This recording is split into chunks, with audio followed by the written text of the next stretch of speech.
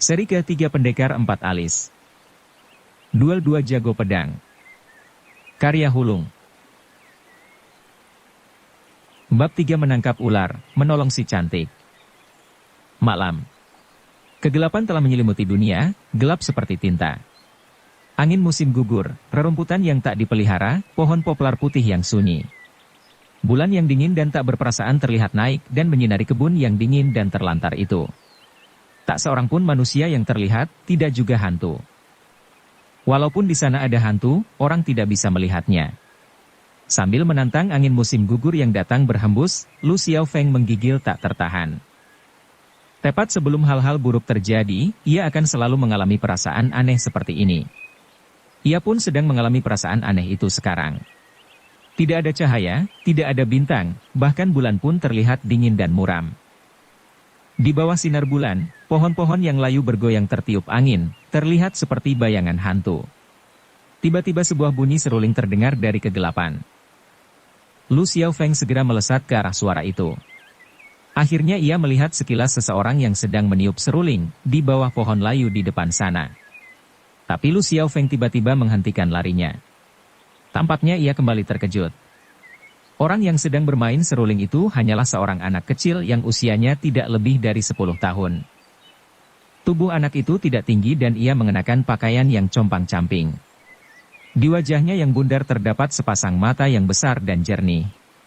Sebentar-sebentar ia menggigil dan mengusap hidungnya, jelas ia sedang kedinginan dan ketakutan. Tapi di tangannya terdapat seruling bambu yang berbentuk aneh itu. Dengan tatapan tak pernah lepas dari anak itu, Lu Xiaofeng berjalan menghampiri dengan perlahan. Anak itu tidak pernah meliriknya, sebentar melihat ke kiri, lalu menoleh ke kanan. Tiba-tiba anak itu melihat sebuah bayangan di atas tanah, ia lalu menjerit dan segera berusaha melarikan diri. Ia tidak bisa kabur, tentu saja. Baru beberapa langkah, Lu Xiaofeng telah mencengkeram tangannya. Anak itu segera menjerit-jerit seperti seekor babi yang dikuliti. Setelah ia berhenti menjerit, barulah Lu Xiaofeng bicara, "Aku bukan hantu." Anak itu memandang wajahnya. Walaupun tahu ia bukan hantu, perasaan takut tetap terlihat di wajahnya. "Apakah kau benar-benar bukan hantu?" Hidungnya mengeluarkan lendir lagi. "Hantu tidak punya bayangan, aku kan punya." Anak itu akhirnya yakin, menghela nafas, dan segera mencibirkan bibirnya. "Lalu mengapa kau mencengkeramku?" "Karena ada beberapa pertanyaan yang hendak kutanyakan padamu." Anak itu bimbang. "Maukah kau melepaskanku setelah bertanya padaku?" "Aku bukan hanya akan melepaskanmu, aku pun akan memberimu 2 untai uang." Lu Xiaofeng tidak begitu suka tersenyum, tapi ia pun tidak bisa terus-menerus memasang muka kaku di hadapan seorang anak kecil. Melihat senyumannya, anak itu menjadi sedikit tenang. "Apa yang ingin kau tanyakan?" Ia bertanya, sambil mengedip-ngedipkan matanya. "Siapa namamu, di mana rumahmu?" Lu Xiaofeng bertanya dengan lembut. "Namaku makhluk kecil yang malang, aku tidak punya rumah." Tentu saja makhluk kecil yang malang tidak punya rumah, hanya anak-anak gelandangan yang memiliki nama makhluk kecil yang malang.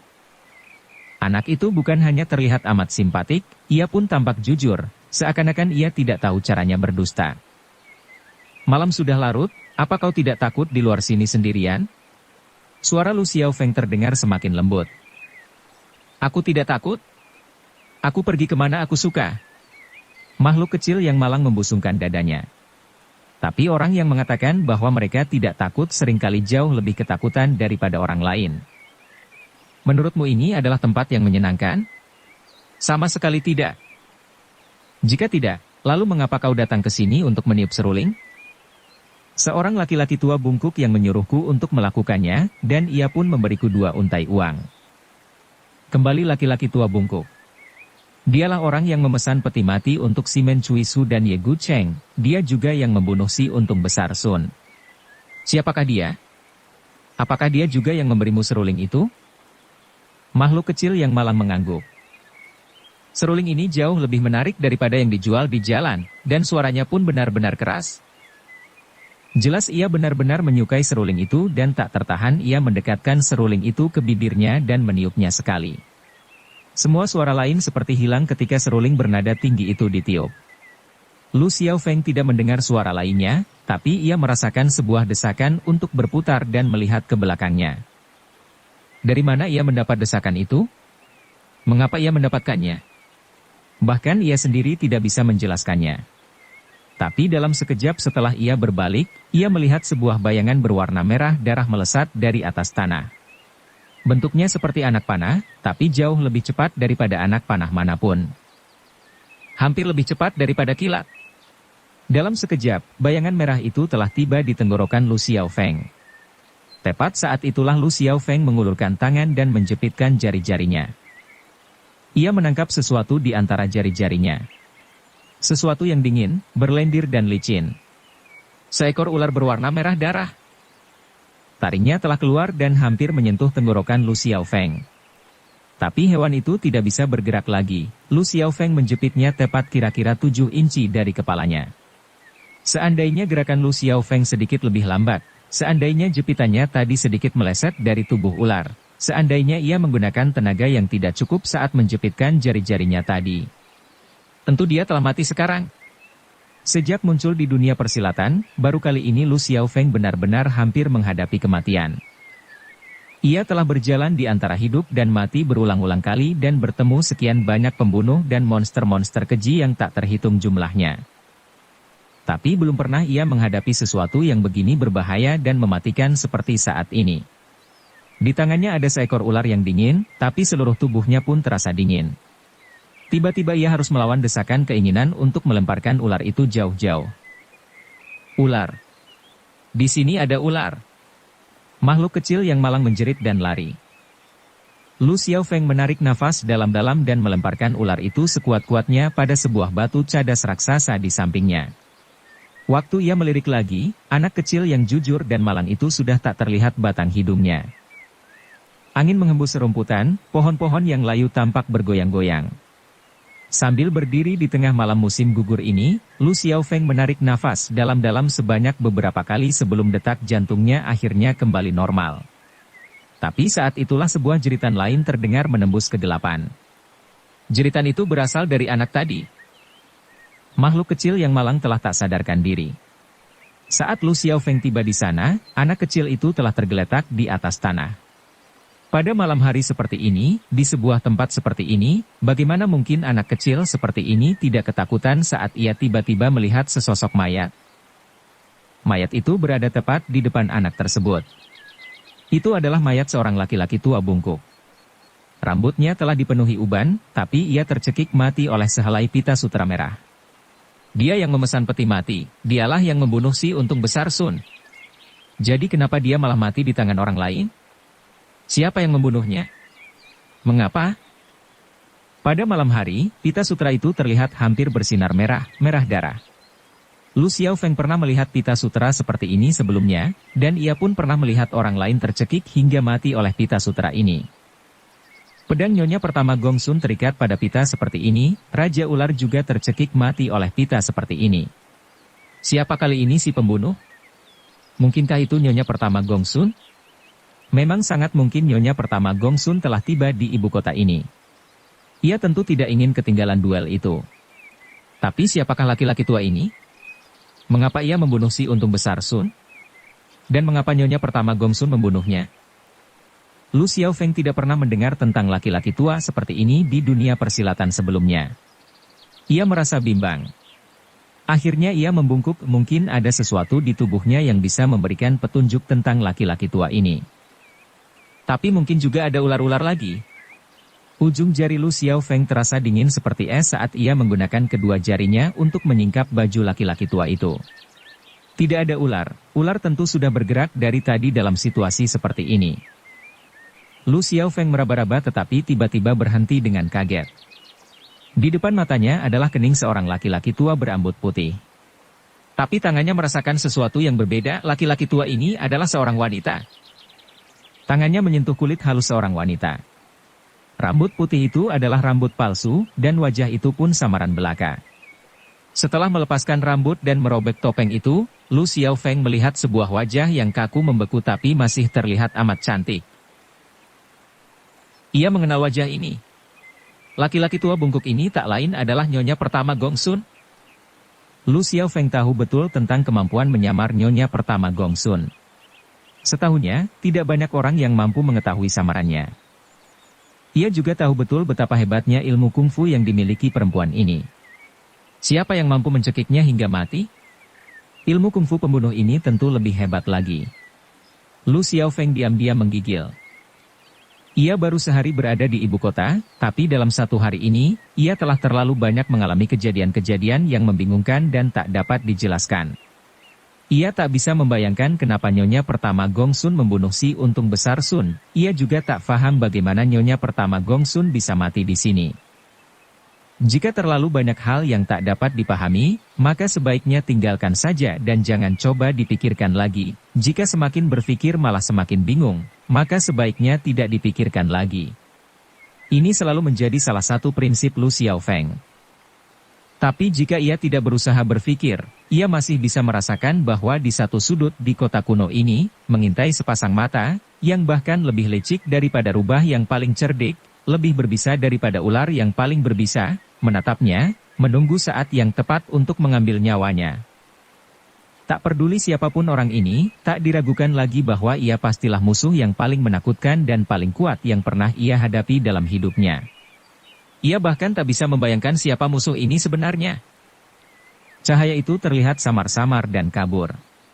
Cahaya yang samar-samar itu menerpa wajah Ouyang King yang pucat. Hampir tidak ada tanda-tanda kehidupan pada wajahnya yang cantik, matanya yang indah tertutup rapat, rahannya pun mengatup dengan erat. Bisakah ia membuka matanya lagi? Masih bisakah ia bicara? Dalam hening, Lu Xiaofeng berdiri di sisi tempat tidur, menatapnya, berharap agar ia meliriknya lagi atau melemparkan beberapa makian seperti dulu. Lian Bei dan nyonya ke-13 berada di sampingnya, ekspresi wajah mereka pun tampak muram. Saat kami tiba di dapur, dia telah tak sadarkan diri. Lu Xiaofeng menatap dengan teliti pada tenggorokannya, ia tak bisa menemukan tanda-tanda sebuah luka pun.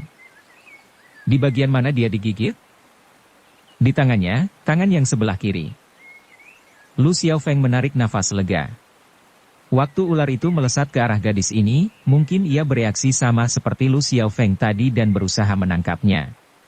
Walaupun refleksnya tidak sebanding dengan Lu Xiaofeng, setidaknya masih lebih baik daripada si untung besar Sun. Si untung besar Sun benar-benar terlalu banyak minum. Untunglah kau menyuruh kami untuk melihat keadaannya, jadi kami tidak begitu terlambat. Lian Bei menerangkan.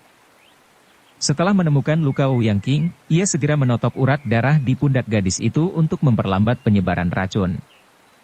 Jadi orang yang benar-benar telah menyelamatkan dia bukanlah aku, tapi kau. Ia meneruskan. Tapi aku masih bingung, bagaimana kau tahu kalau ia yang menjadi sasaran? Nyonya ke-13 bertanya. Sejujurnya, aku pun tidak tahu. Tapi kau berhasil menyelamatkannya. Aku telah melakukan banyak hal yang bahkan aku sendiri tidak begitu yakin bagaimana aku melakukannya, Lu Xiaofeng menjawab sambil tersenyum dipaksa. Jika kalian bertanya padaku apa yang terjadi atau mengapa hal itu terjadi, aku pun tak dapat memberitahu kalian karena aku tidak tahu. Walaupun kau tidak tahu, kau tetap bisa melakukannya, Nyonya ke-13 berujar. Banyak orang yang tak dapat melakukannya walaupun mereka tahu. Itulah sebabnya Lu Xiaofeng benar-benar Lu Xiaofeng, satu-satunya Lu Xiaofeng di dunia ini. Lian Bei menyimpulkan. Nyonya ke-13 menghela nafas dengan lembut. Tak heran dia begitu memperdulikanmu. Apakah Ouyang King benar-benar memperdulikan dirinya? Walaupun ia telah tergigit di tangan kirinya dan tak sadarkan diri, tangan kanannya masih mencengkeram piring berisi siput lapis mentega itu. Nyonya ke-13 meneruskan. Ia tak mau melepaskannya walaupun ia mati, karena ia membuatkannya untukmu, karena... Ia tidak meneruskan, karena yang ia katakan itu sudah cukup. Hal ini saja sudah cukup untuk membuktikan perasaan Ouyang King padanya. Lu Xiaofeng menatap wajah Ouyang King, hatinya tiba-tiba dipenuhi oleh sebuah perasaan yang tak dapat diuraikan. Ia tak bisa membiarkan Ouyang King mati, tentu saja tidak. Kematian Su Bing telah cukup memberinya duka cita dan penyesalan hingga akhir hayatnya kelak. Selama itu ada sebuah pertanyaan yang tersimpan di benak Lian Bei, akhirnya ia tak bisa menahannya lagi. Apakah kau menemukan orang yang meniup peluit itu? Lu Xiaofeng mengangguk. Siapa dia? Seorang anak kecil. Lian Bei pun tercengang. Apakah ada dalang di balik semua ini? Ia segera bertanya. Ia memang orang yang berpengalaman di dunia persilatan, pengamatannya pun tampaknya selalu lebih akurat dan lebih mendalam daripada orang lain. Menurut anak itu, seorang laki-laki tua bungkuk yang menyuruhnya untuk melakukan hal itu. Apakah kau menemukan laki-laki tua itu? Mungkin tidak pernah ada laki-laki tua seperti itu di dunia ini. Aku memang menemukannya, tapi itu adalah nyonya pertama Gongsun yang sedang menyamar. Siapa nyonya pertama Gongsun ini? Dia adalah kakak Ouyang King, dan juga sahabatku. Lian Bei terdiam. Nyonya ke-13 tak tahan untuk tidak mendengus sedikit. Setidaknya dia memiliki kakak seperti itu, dan kau memiliki sahabat seperti itu? Tidak segera menjawab, Lu Xiaofeng memikirkan keadaan itu selama beberapa saat. Nyonya pertama Gongsun benar-benar seorang kakak, dan juga teman yang baik. Kau masih berpendapat begitu sekarang? Karena aku yakin bahwa dalang sebenarnya di balik semua ini bukanlah nyonya pertama Gongsun. Lu Xiaofeng menjelaskan. Jika bukan dia, lalu siapa? Ia tiba-tiba dipenuhi oleh sebuah perasaan yang tak dapat diuraikan. Ia tak bisa membiarkan Ouyang King mati. Orang yang lebih licik dan keji daripada Huo Xiu, lebih cerdik dan tak berperasaan daripada Jin Jiuling, tinju Lu Xiaofeng terkepal erat-erat. Dan kungfu orang ini mungkin lebih hebat daripada semua orang yang pernah kutemui. 1 atau 2 kali, ia berpendapat bahwa Huo Xiu dan Jin Jiuling adalah musuh paling tangguh yang pernah ia hadapi karena mereka berdua hampir saja merenggut nyawanya. Setelah menemui begitu banyak bahaya, kesukaran, dan sedikit keberuntungan, barulah ia berhasil menyingkap kedok kedua orang itu. Tapi musuh kali ini bahkan lebih menakutkan. Bagaimana kau tahu kalau nyonya pertama Gongsun bukanlah dalang yang sebenarnya? Lian Bei bertanya. Aku tidak tahu. Tapi kau curiga bahwa begitulah keadaannya, kau merasa bahwa begitulah keadaan yang sesungguhnya? Nyonya ke-13 bertanya. Lu Xiaofeng tidak menyangkal. Kau tidak begitu yakin kenapa kau merasa seperti itu, kan? Lu Xiaofeng pun tidak membantahnya. Kau benar-benar ajaib, nyonya ke-13 menghela nafas. Tak peduli siapapun musuhmu, orang itu benar-benar dalam kesulitan. Tapi kali ini mungkin saja aku yang berada dalam kesulitan. Sebuah senyuman yang hampir mengakui kekalahannya muncul di wajah Lu Xiaofeng. Jadi di mana nyonya pertama Gongsun sekarang? Lian Bei bertanya lagi. Mati. Dan anak itu? Nyonya ke-13 bertanya. Masih tergeletak di tempat ia pingsan tadi. Kau tidak membawanya ke sini untuk diberi pertolongan? Aku meninggalkannya di sana supaya dia selamat. Nyonya ke-13 tidak paham. Menurutmu anak itu adalah kaki tangan musuh? Lian Bei malah bertanya. Seorang anak berusia 10 tahun tidak akan pernah pergi ke tempat seperti itu sendirian pada malam hari seperti ini. Peluit itu juga amat aneh, orang yang tidak memiliki tenaga dalam tak akan dapat membunyikannya. Lu Xiaofeng kemudian tersenyum. Di samping itu, dia pun tidak benar-benar pingsan.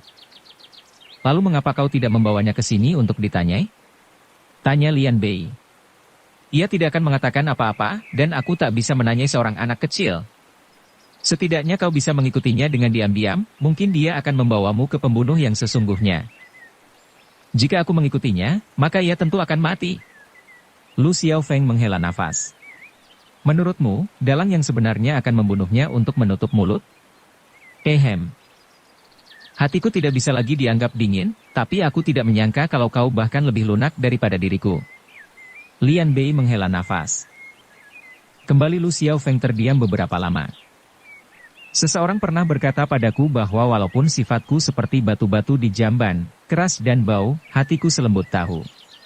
Ia berkata lambat-lambat. Lupakan tahu, hatimu itu sudah hampir seperti siput lapis mentega. Nyonya ke-13 menghela nafas sebelum tiba-tiba tersenyum. Piring berisi siput lapis mentega itu telah keluar, ia membuatkannya khusus untukmu, setidaknya kau harus makan 1. Aku akan memakannya bila aku telah kembali nanti. Kau akan pergi keluar. Kemana? Lian Bei bertanya. Mencari seseorang? Siapa? Ye Gu Cheng. Lian Bei terdiam sekali lagi. Jika dia bisa mengobati pasir beracun keluarga Tang dan menolong dirinya sendiri, mungkin dia pun bisa menyelamatkan Ouyang King. Lu Xiaofeng menjelaskan. Bayangan putih menakutkan telah muncul di wajah Ouyang King dan bagian kiri wajahnya mulai membengkak. Ilmu menotok Lian Bei tidak begitu hebat, penyebaran racun itu tidak benar-benar berhasil dihentikan. Maukah orang seperti Ye Gucheng menolong orang lain? Nyonya ke-13 mengerutkan keningnya. Walaupun ia tidak mau, aku tetap harus pergi. Walaupun aku harus merangkak dan memohon, aku akan berusaha agar dia datang ke sini. Sambil menatap wajah Ouyang King, Lu Xiaofeng meneruskan dengan lambat-lambat, sambil menekankan setiap patah katanya, tak peduli apa, aku akan mencari cara untuk menyelamatkannya. Dukung channel Novel Silat dengan subscribe, follow, like, komen dan share. Malam semakin larut. Bahkan di tempat yang paling ramai dan paling akhir tutup, kedai teh musim semi yang cerah, tamu-tamu mulai berpulangan. Dilihat dari keadaannya, kedai itu tampaknya akan segera tutup. Tapi Lu Xiaofeng masih duduk di sana, sambil menatap sepoci teh yang baru saja disediakan. Ia telah menelusuri kota ini dan mengunjungi banyak penginapan, tapi ia tetap tak bisa menemukan tanda-tanda keberadaan Ye Gucheng. Orang yang begitu menyolok dan terkenal seperti Ye Gucheng seharusnya merupakan orang yang amat mudah untuk ditemukan karena tak peduli kemanapun dia pergi, dia tentu akan selalu menarik perhatian orang.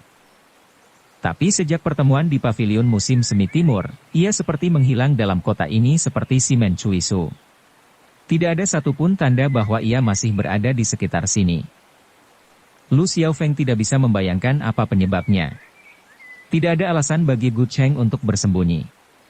Bahkan Tang Tianrong, orang yang tulang pundaknya telah ia potong dan seumur hidupnya mungkin akan menjadi cacat, tidak pergi bersembunyi. Tang Tianrong tinggal di sebuah penginapan besar yang bernama Losmen Keberuntungan, di salah satu bagian utama di sebelah timur kota. Menurut kabar angin, di sana ada sejumlah tabib yang memiliki keahlian dalam cedera tulang dan ahli-ahli pengobatan terkenal lainnya.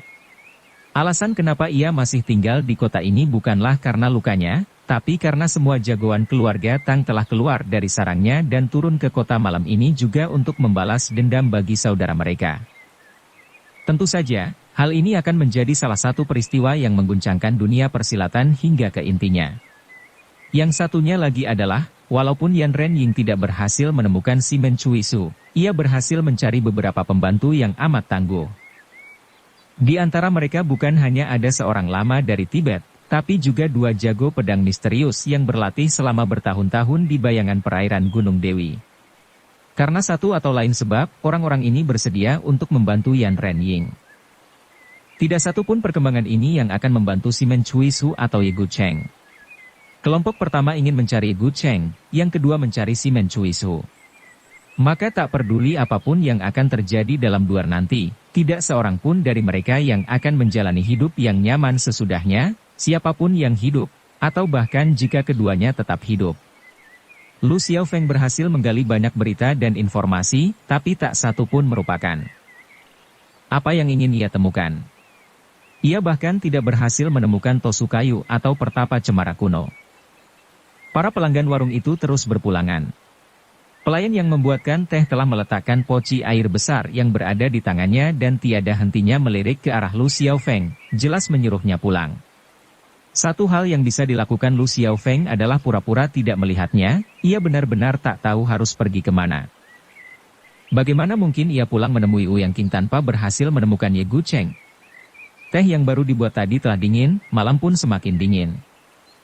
Lu Xiaofeng menghela nafas dan mengangkat cangkir itu ke bibirnya. Tapi sebelum cangkir teh itu menyentuh bibirnya, terang. Tiba-tiba, bersamaan dengan sebuah sinar dingin, cangkir di tangannya telah hancur. Waktu sinar itu menghilang, ternyata benda tersebut adalah sebuah panah kecil penusuk tulang yang bercabang 3 dan berukuran agak besar. Di luar pintu ada sebuah lentera, yang memegangnya adalah seorang Huishio yang memakai sebuah jubah hijau, kaos kaki putih, dan sepatu yang terbuat dari anyaman rumput. Ia mendengus dingin pada Lu Xiaofeng. Di antara jago-jago kungfu di utara, timur laut, hampir tak ada yang menggunakan panah kecil seperti ini. Tapi lemparan Huishio ini akurat dan cepat. Dari lemparan tadi, Lu Xiaofeng bisa mengetahui bahwa ia tentu merupakan salah satu yang terbaik di dunia dalam ilmu ini. Tapi ia tidak mengenal Huixiu ini, juga tidak tahu mengapa dia tiba-tiba menyerang. Yang paling aneh, walaupun lemparannya tadi tidak mengenai sasaran, ia tidak kabur tapi malah tetap berdiri di luar. Lu Xiaofeng tersenyum. Ia bukan hanya tidak mengejar Huixiu itu, tapi malah tersenyum padanya. Sudah cukup banyak masalah yang sedang ia hadapi dan ia tidak ingin menambahnya lagi. Sayangnya Huixiu ini tidak mau mengerti dan, sambil mengibaskan tangannya, melepaskan dua panah kecil lagi. Potongan kain kecil yang terikat pada panah itu terdengar berkelepak saat meluncur di udara, jelas tenaga di balik anak panah ini amatlah kuat. Lu Xiaofeng menghela nafas lagi. Ia telah menduga bahwa Huixiu ini tentu akan menambah masalah bagi dirinya. Sekarang, walaupun ia tidak ingin keluar, terpaksa ia harus keluar juga. Sebelum panah itu tiba, ia telah berada di luar. Tapi tak terduga, Huixiu itu, saat melihat ia keluar, membalikkan tubuhnya dan berusaha kabur. Dan waktu Lu Xiaofeng berhenti mengejarnya, Huixiu ini pun akan berhenti dan melambaikan tangannya. Kejadian-kejadian aneh datang dengan cepat dan terus-menerus sekarang, dan sepertinya Lu Xiaofeng kembali menemui salah satunya. Ia tidak ingin meneruskan pengejaran, tapi ia pun tidak bisa berhenti. Setelah melewati dua jalan raya lagi, Huixiu itu tiba-tiba berhenti di mulut sebuah jalan yang gelap. Lu Xiaofeng, kau berani masuk ke sini? Ia mengejek. Tentu saja Lu Xiaofeng berani, tidak banyak hal di dunia ini yang tidak berani ia lakukan. Walaupun ia tahu bahwa bila ia berjalan memasuki jalan yang gelap itu, Huixiu tersebut bisa menyerang kapan saja, di sana juga mungkin terdapat banyak perangkap yang tidak bisa ia lihat, atau si Huixiu itu bisa jadi memiliki jurus pembunuh yang belum pernah ia dengar sebelumnya. Tapi ia tetap berjalan masuk. Ajaib, saat ia masuk, Huixiu itu tiba-tiba bertekuk lutut dan menjura padanya sebanyak 3 kali. Lu Xiaofeng kembali terperanjat. Sambil tersenyum, Huixiu itu menatapnya. Kau mengenaliku? Lu Xiaofeng menggelengkan kepalanya, ia belum pernah melihat Huixiu ini sebelumnya. Lalu apakah kau mengenali panah penusuk tulang bercabang 3 tadi? Mata Lu Xiaofeng tampak berkilauan. Kau adalah salah seorang anggota keluarga Shengxi, panah terbang, dari Cina Tengah. Aku tidak lain adalah Sheng Tong. Lu Xiaofeng pun tidak begitu mengenal nama ini. Keluarga Shengxi panah terbang tidak termasuk keluarga yang amat terkenal di dunia persilatan. Aku kesini untuk membalas budi. Sheng Tong meneruskan. Membalas budi? Lu Xiaofeng semakin tercengang. Seluruh keluarga Sheng berhutang budi yang amat besar pada pendekar besar Lu. Kau tentu keliru, aku tidak pernah berhutang budi pada orang lain, orang juga tidak pernah berhutang padaku. Aku tidak keliru. Sheng Tong tampaknya amat yakin pada ucapannya dan sikapnya pun semakin sungguh-sungguh. 6 tahun yang lalu, 11 orang anggota keluarga kami lenyap di tangan Huo Tianqing dan seluruh keluarga kami diusir keluar dari rumah kami. Sejak itu, orang tuaku pun terpisah, saudara-saudaraku kehilangan kontak satu sama lain, dan aku terpaksa menjadi seorang Huixiu. Walaupun hutang itu tertulis dalam darah, ilmu kungfu Huo Tianqing begitu kuat sehingga aku tidak berani berharap untuk membalaskan dendam itu.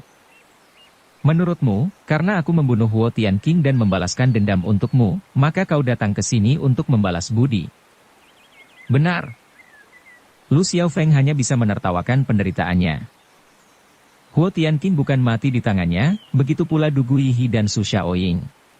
Tapi orang-orang tetap menganggap dirinya yang bertanggung jawab atas kematian mereka, baik itu yang datang untuk membalas dendam atau yang mau membalas budi.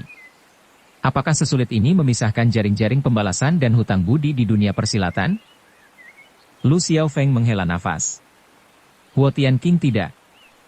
Sheng Tong tampaknya tidak tertarik mendengar keterangannya dan memotong, tak peduli apa, seandainya pendekar besar Lu tidak berada di sana, Huo Tianqing mungkin akan menikmati hidup dengan kemasyuran dan kekayaan di pavilion intan dan mutiara dan bukannya di tempat dia berada sekarang. Pernyataan itu tidak salah. Sekali lagi, yang bisa dilakukan Lu Xiaofeng hanyalah menertawakan penderitaannya sendiri. Oke, katakanlah kau berhutang budi padaku, kau barusan telah membayarnya. Menjura hanyalah menunjukkan sikap hormat, bagaimana bisa dihitung sebagai balas budi? Itu tidak terhitung?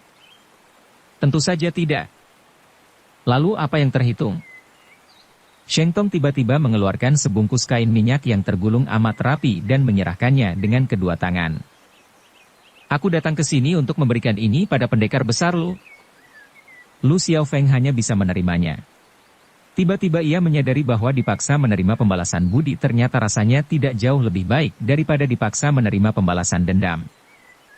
Ia belum pernah memikirkan hal ini sebelumnya, tapi yang lebih tidak bisa dipikirkan olehnya adalah kenyataan bahwa di dalam bungkusan itu hanya ada sehelai kain putih dengan bercak darah dan noda kuning di atasnya. Setelah ia membukanya, bau busuk yang menyengat segera tercium di udara. Sekarang Lu Xiaofeng bahkan tak bisa memaksakan dirinya untuk tertawa. Kau datang ke sini untuk memberiku kain ini? Ya. Dan kau memberiku ini untuk membalas hutang budimu padaku? Benar. Lu Xiaofeng menatap campuran noda dan darah di kain itu, tidak begitu yakin apakah ia ingin tertawa atau menangis. Hui Xiao ini melemparkan 5 anak panah padanya sebelum memberinya potongan kain yang bau ini, semuanya demi membalas hutang budi. Baru pertama kalinya ini ia pernah mendengar hal seperti ini. Untunglah dia datang untuk membalas budi. Apa yang akan dilakukan Lu Xiaofeng jika dia datang ke sini untuk membalas dendam? Satu-satunya harapan Lu Xiaofeng sekarang ini adalah menyingkir dari Hui Xiao ini secepat mungkin. Sekarang kurasa kau telah membalas hutang budimu. Ajaib, Sheng Tong tidak menyangkal ucapan ini. Tapi ia masih tidak mau pergi. Potongan kain ini mungkin terlihat biasa-biasa saja, bahkan mungkin tak bernilai. Tapi, saat ini, benda ini amat tinggi nilainya. Ia berbisik dengan perlahan. Tak ada orang yang akan setuju bahwa kain ini adalah harta yang tak ternilai, tak peduli bagaimanapun cara mereka memandangnya. Tapi saat Hui Xiao ini mengatakannya, dengan mimik yang amat serius, tidak sedikit pun tanda-tanda bergurau bisa ditemukan pada suaranya. Bahkan perasaan tertarik Lu Xiaofeng pun mulai timbul. Apakah ada yang istimewa dengan kain ini? Hanya satu. Apa itu? Ekspresi wajah Sheng Tong terlihat semakin berhati-hati dan ia makin merendahkan suaranya. Kain ini diambil dari tubuh He Gu Cheng. Mata Lu Xiaofeng segera bersinar-sinar. Kain yang kotor dan bau ini, di matanya, memang merupakan sebuah harta yang nilainya melebihi emas padat dan intan. Dalam usaha bersembunyi dari Huo Tian King serta karena terlalu malu untuk melihat dunia, aku tinggal di sebuah biara yang terpencil dan telah ditelantarkan. Setelah Hui Xiao tua di sana meninggal dunia, aku menjadi satu-satunya orang yang tinggal di sana. Apakah He Gu Cheng pernah datang ke sana juga? Ia datang sore tadi, di biara itu hanya ada 2 kamar tidur. Tidak ada yang tinggal di kamar Hui Xiao tua setelah si Hui Xiao tua meninggal, apalagi para dermawan atau penziarah. Maka kedatangan orang itu hari ini merupakan sebuah kejutan besar bagiku. Ia sendirian? Sheng Tong mengangguk. Waktu ia tiba, aku tak tahu kalau dia adalah majikan benteng awan putih yang terkenal di seluruh dunia. Lalu bagaimana kau bisa mengetahuinya? Sejak kedatangannya, ia mengunci diri di kamarnya dan memintaku untuk membawakan sebaskom air bersih ke kamarnya setiap jam, pada jam. Ia adalah orang dunia persilatan juga. Bila ia menemui seseorang yang berkelakuan mencurigakan, ia tentu akan memberikan perhatian lebih. Selain air bersih, ia juga memintaku untuk pergi dan membelikan segulung kain putih dan memberiku bungkusan ini, menyuruhku untuk menguburkannya. Tentu saja He Gu Cheng tidak mungkin curiga bahwa di biara rusak itu tinggal seorang anggota dunia persilatan. Maka ia tentu tidak begitu berhati-hati. Saat aku pergi ke kota untuk membeli kain, barulah aku mendengar berita tentang lukanya He Gu Cheng oleh pasir beracun keluarga Tang di Sang Jiakou, tapi ia datang kembali dan melukai Tang Tianrong di pavilion musim semi timur. Karena itu, ia segera meminta penjelasan tentang bagaimana rupa majikan benteng awan putih itu. Sesudah membandingkan penjelasan yang kuketahui, aku pun tahu bahwa tamu asing di biaraku itu tak lain adalah majikan benteng putih yang telah mengguncangkan seluruh ibu kota. Lu Xiaofeng menghembuskan nafas yang panjang dan lelah. Akhirnya ia bisa menduga tentang 2 macam teka-teki yang telah membingungkan dirinya selama ini. Ye Gu Cheng, yang tidak menyukai bunga dan tidak pernah peduli pada wanita, membawa gadis-gadis cantik yang menebarkan karpet bunga untuk tempat berjalannya, semua itu adalah menutupi bau yang muncul dari lukanya. Lu Xiaofeng tidak berhasil menemukan dirinya di dalam kota karena ia memang tidak tinggal di kota dan sebenarnya menetap di sebuah biara terpencil. Tentu saja dia tidak membiarkan orang lain tahu bahwa bukan hanya lukanya itu belum sembuh, tapi malah semakin parah. Bila seekor singa terluka, ia tentu akan bersembunyi sendirian di gunung, karena khawatir kalau anjing-anjing liar akan datang memburunya. Hati Lu Xiaofeng seperti tenggelam. Tadinya ia berharap bahwa Ye Gucheng akan dapat mengobati racun di tubuh Ouyang King. Tapi sekarang ia baru tahu bahwa Ye Gucheng mungkin tak mampu menolong dirinya sendiri, apalagi orang lain. Waktu aku memasuki kota, kira-kira 8 atau 9 dari 10 orang tentu bertaruh untuk Ye Gucheng, Sheng Tong meneruskan.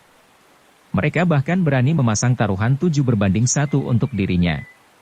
Demonstrasi yang diperlihatkan si malaikat dari luar langit di pavilion musim semi timur telah mengguncangkan seisi kota. Jika seseorang, siapa saja, mengetahui berita ini, melihat kain ini, mungkin. Sheng Tong tidak menyelesaikan ucapannya. Jika seseorang tahu tentang hal ini, apa yang akan terjadi di kota ini bukanlah hanya sesuatu yang tidak mampu ia ucapkan, tapi sesuatu yang bahkan tak sanggup ia bayangkan. Kau benar, kain ini benar-benar merupakan harta yang tak ternilai. Lu Xiaofeng menghela nafas. Aku tidak sepadan untuk menerima hadiah yang demikian berharga. Walaupun aku bukan siapa-siapa, aku juga tidak suka berhutang budi pada orang lain, persis seperti pendekar besar Lu. Sebuah senyuman akhirnya muncul di wajah Sheng Tong. Asalkan pendekar besar Lu menerima hadiah kecil yang sederhana ini, aku akan lebih dari puas. Bukannya menjawab, Lu Xiaofeng malah berpikir dulu sebentar. Di mana letak biaramu itu? Tiba-tiba ia bertanya. Apakah pendekar besar Lu ingin datang dan menemui majikan benteng awan putih? Lu Xiaofeng tersenyum. Bukannya aku tidak percaya padamu, aku sebenarnya memang ingin menemuinya. Terlihat tanda-tanda kesedihan dan kesepian dalam senyumannya, dengan perlahan-lahan ia meneruskan. Walaupun kami hanya bertemu 2 kali secara singkat, aku tetap menganggapnya sebagai seorang sahabat. Ia faham bahwa Ye Gucheng tentu membutuhkan seorang sahabat saat ini, dan ia juga tahu bahwa Ye Gucheng tidak memiliki banyak sahabat. Saat ini, bagi Gucheng, seorang sahabat sejati mungkin lebih sukar ditemukan daripada obat. Bersambung ke bab 4. Dukung kami dengan subscribe, follow, like, komen dan share. Terima kasih.